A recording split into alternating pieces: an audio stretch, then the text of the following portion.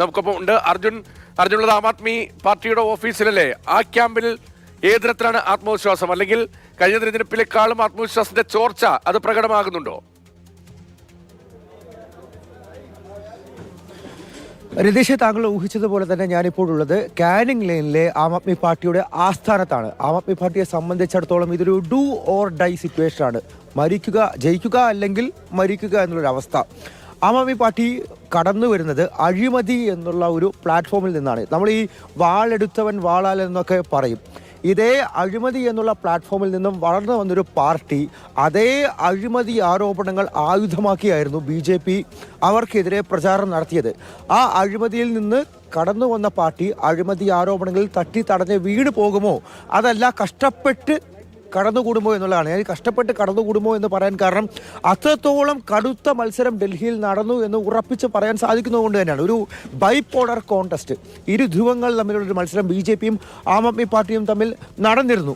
നിലവിൽ ഈ ആം ആദ്മി പാർട്ടി ആസ്ഥാനത്ത് ചില ഒരുക്കങ്ങൾ നടക്കുന്നുണ്ട്. അതായത് അധികാരം പിടിച്ചു കഴിഞ്ഞാൽ ഇവിടെ എത്തി ഈ ഡൽഹിയിലെ ജനങ്ങളെ അഭിസംബോധന ചെയ്യാൻ വേണ്ടിയുള്ള ഒരുക്കങ്ങൾ, വലിയ സ്പീക്കറുകളും ഡയസും ചെയറുകളും എല്ലാം തന്നെ സെറ്റ് ചെയ്തുകൊണ്ട് വലിയ രീതിയിൽ അത്തരത്തിലൊരു ഒരുക്കം ആം ആദ്മി പാർട്ടി നടത്തിക്കൊണ്ടിരിക്കുന്നു. ആം ആദ്മി പാർട്ടി ആസ്ഥാനത്തിന് മുൻപിൽ ബാലഗോപാൽ BJP ഓഫീസിൽ നിന്ന് റിപ്പോർട്ട് ചെയ്തത് അവിടെ ഭരണം ലഭിക്കുമെന്ന ഉറപ്പിലാണ് നേതാക്കളുള്ളത്. അതിനനുസരിച്ചുള്ള ക്രമീകരണങ്ങളുണ്ട്.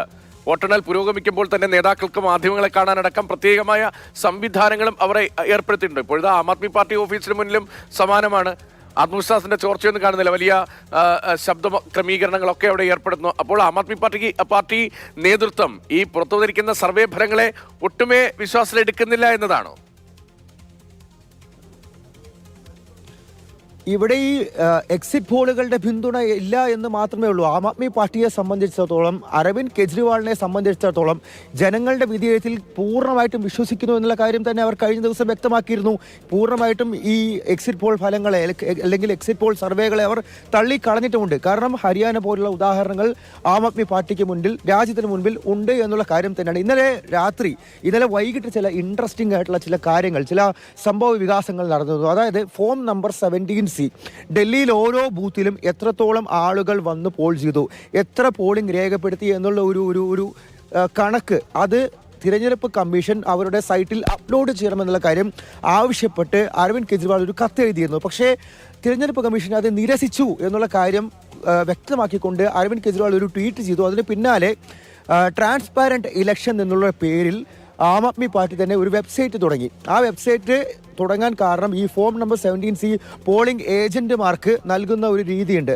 ആ വിവരങ്ങൾ വെച്ച് ഓരോ ബൂത്തിലും എത്രത്തോളം വോട്ടുകൾ പോൾ ചെയ്യപ്പെട്ടു, എത്ര ആളുകൾ വന്ന് വോട്ട് ചെയ്തു എന്നുള്ളൊരു കണക്ക്, അതായത് ഒരു രീതിയിലും മാൽ പ്രാക്ടീസ് ഉണ്ടാവരുത്, ഒരു പ്രശ്നങ്ങളും ഉണ്ടാവരുത് എന്നുള്ള കാര്യം ഈ BJPക്കെതിരെയുള്ള ആരോപണങ്ങൾ അവർ ഉന്നയിക്കുന്നതിൻ്റെ മറ്റൊരു രീതിയാണത്. അത്രത്തോളം സംശയങ്ങളുണ്ട് എന്നുള്ള കാര്യം ആം ആദ്മി പാർട്ടി വ്യക്തമാക്കിക്കൊണ്ടാണ് ആ ഫോം നമ്പർ 17C അവർ സ്വന്തമായിട്ടൊരു വെബ്സൈറ്റ് ഉണ്ടാക്കി. ട്രാൻസ്പാരന്റ് ഇലക്ഷനാണ് ആ ഒരു സൈറ്റിൻ്റെ പേര് പോലും. അതിൽ ഉണ്ടാക്കി അവർ അപ്ലോഡ് ചെയ്യുകയാണ് ചെയ്തത്. ആ ആരോപണം ആം ആദ്മി പാർട്ടി പ്രവർത്തകരും നേതാക്കളും പുറത്തുവിട്ടതിന് പിന്നാലെ തന്നെ തിരഞ്ഞെടുപ്പ് കമ്മീഷൻ അവരുടെ സൈറ്റിലും ഈ ഒരു കണക്കുകൾ പുറത്തുവിട്ടു. ഇത് നോക്കൂ, ആം ആദ്മി പാർട്ടി ആസ്ഥാനത്തിനകത്താണ് നമ്മളിപ്പോൾ ഉള്ളത്. ഇവിടെ വലിയ രീതിയിലുള്ള കൊടിതോരണങ്ങളോ ഒരുക്കങ്ങളോ ഒന്നും തന്നെ കാണാൻ സാധിക്കില്ല. ഇതിന് പുറത്താണ് ആ ഡയസ് കെട്ടിയിരിക്കുന്നതും അതുപോലെ ഈ സന്നാഹങ്ങൾ ഒരുക്കുന്നതും. ഒരുപക്ഷെ അധികാരം പിടിച്ചു കഴിഞ്ഞാൽ ഇവിടുത്തെ ജനങ്ങളെ അഭിസംബോധന ചെയ്യാൻ വേണ്ടി. ഒപ്പം മറ്റൊരു കാര്യം കൂടി പറഞ്ഞു വെക്കട്ടെ, ഈ കോൺഗ്രസുമായിട്ട്, അതായത് 36 സീറ്റ് വേണം നിലവിൽ ആം ആദ്മി പാർട്ടിയെ സംബന്ധിച്ചിടത്തോളം, അല്ലെങ്കിൽ ഏതൊരു പാർട്ടിയുമായിക്കോട്ടെ ഇവിടെ ഭൂരിപക്ഷം നേടി അധികാരത്തിൽ വരാൻ വേണ്ടി. കോൺഗ്രസ് എന്നുള്ളൊരു ഫാക്ടർ, ഒരു പാർട്ടി വോട്ട് കട്ടിംഗ് ഫാക്ടറായി നിലനിൽക്കുന്നത് കൊണ്ട് തന്നെ അഥവാ 36, 37 എന്നുള്ള കണക്കിൽ അല്ലെങ്കിൽ 35 എന്നുള്ള കണക്കിലടക്കം വന്നു നിന്നാൽ അവിടെ കോൺഗ്രസിന് സീറ്റുകൾ ഉണ്ടെങ്കിൽ കോൺഗ്രസുമായിട്ടടക്കം ചർച്ച ചെയ്യാൻ തയ്യാറാണ് ആം ആദ്മി പാർട്ടി എന്നുള്ളതാണ് നിലവിൽ നമുക്ക് സൂചനയായി റിപ്പോർട്ടുകളായി ലഭിക്കുന്നത്. അതായത് ഒരു തരത്തിലും അധികാരം കൈവിട്ട് പോകരുത് എന്നുള്ള കാര്യം ആം ആദ്മി പാർട്ടി ആഗ്രഹിക്കുന്നു. ഒരു തരത്തിലും അവരെ സംബന്ധിച്ചിടത്തോളം ഇതൊരു ഡു ഓർ ഡൈ സിറ്റുവേഷൻ തന്നെയാണ്. അഴിമതിയിൽ മുങ്ങിക്കുളിച്ച് നിൽക്കുന്ന ഒരു പാർട്ടിയാണ് നിലവിൽ. അവിടെ നിന്നും അവർക്കൊരു ഫീനിക്സ് പക്ഷിയെ പോലെ ഉയർത്തെഴുന്നേക്കാൻ സാധിക്കും. വീഴുമോ, അതല്ലെങ്കിൽ അഴിമതിയിൽ നിന്ന് ഉയർന്നു വന്നവൻ അതേ ആരോപണങ്ങൾ തട്ടിത്തടഞ്ഞ് വീഴുമോ എന്നുള്ള കാഴ്ചയാണ് കാണാൻ കിടക്കുന്നത്. 8 മണിക്ക് പോസ്റ്റൽ ബാലറ്റുകൾ എണ്ണി തുടങ്ങും. 8:30 EVM, അങ്ങനെ ആദ്യ ഫലസൂചനകൾ 8:30 വരും. നമുക്കൊരു 11 മണിയാകുമ്പോൾ തന്നെ ഏകദേശം കണക്ക് ലഭിക്കും, അല്ലെങ്കിൽ ഒരു ഐഡിയ ലഭിക്കും രാജ്യ തലസ്ഥാനം എങ്ങോട്ട് തിരിയും എന്നുള്ള കാര്യത്തിൽ. പക്ഷേ വാഗ്ദാനങ്ങൾ അതിൻ്റേതായിട്ടുള്ള രീതിയിൽ ഡൽഹിയിൽ കളിച്ചിരിക്കുന്നു. രാഷ്ട്രീയം മറന്ന് വാഗ്ദാനങ്ങൾ എടുത്തു വെച്ച്, അതായത് ആരൊക്കെ എന്തൊക്കെ തരുമെന്നുള്ള കാര്യം എടുത്ത് കൃത്യമായി പഠിച്ചു തന്നെ ഡൽഹിയിലെ ജനത വോട്ട് ചെയ്തു എന്നുള്ള കാര്യം വേണം. നമുക്ക് നിലവിൽ ലഭിക്കുന്ന സൂചനകൾ അനുസരിച്ചും ഈ എക്സിറ്റ് പോൾ ഫലങ്ങളും മനസ്സിലാക്കുമ്പോൾ നമുക്കത് മനസ്സിലാക്കാൻ വേണ്ടി.